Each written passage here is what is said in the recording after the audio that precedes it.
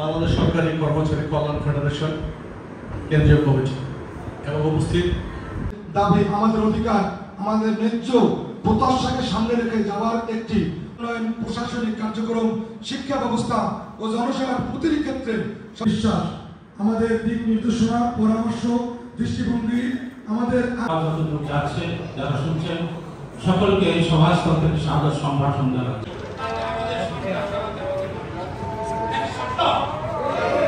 হিসাবে কাজ করে থাকেন জনাব আব্দুল মালিক যুগ্ম জাতীয় স্বার্থে গুরুত্বপূর্ণ।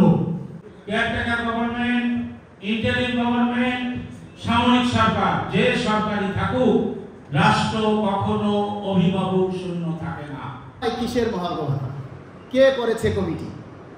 তো সরকারের মন্ত্রী মিনিস্টাররা যদি আরেক মন্ত্রী মিনিস্টারদেরকে বলে কে কমিটি করেছে, তাহলে তো আপনারাই আপনাদের সরকারকে মানতেছেন না, আর রাজপথে নামতে বাধ্য করেছেন। আপনারা সরকারের প্রতি কর্মচারীরা আজকে আস্থাহীনতায় ভুগছে, এই আস্থাহীনতা আপনারাই তৈরি করেছেন। আপনারা যদি এক কথায় থাকতেন তাহলে আজকে কর্মচারীরা রাস্তায় নামতো না। আপনারা তখনই বলতেন আমরা কেয়ারটেকার গভর্নমেন্ট, অন্তর্বর্তী সরকার 15% দিছি, এটা নিয়ে থাকো বাবা, আর দিতে পারবো না, পরবর্তী সরকার এসে দিবে। আমরা স্বপ্নও দেখতাম না, বাজারে দামও বাড়তো না।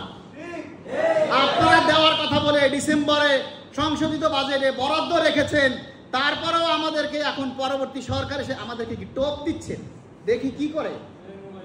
এই টোপের কারণে কিন্তু রেলপথ বন্ধ হয়ে যাবে আগামীতে।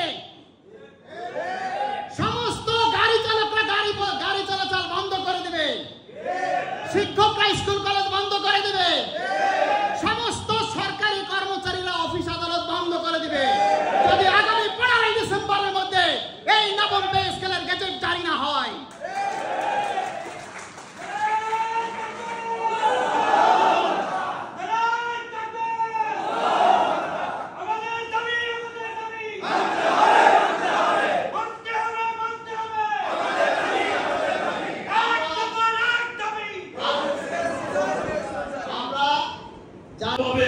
দেওয়ার সব সৃষ্টি করেছে কমিশনকে। আমরা যদি জেগে না উঠে, আমরা যদি আন্দোলনের জায়গাটা পরিষ্কার না করি, তাহলে ডক্টর ইউনূস বিভ্রান্ত হতে পারে। আপনাদের কাছে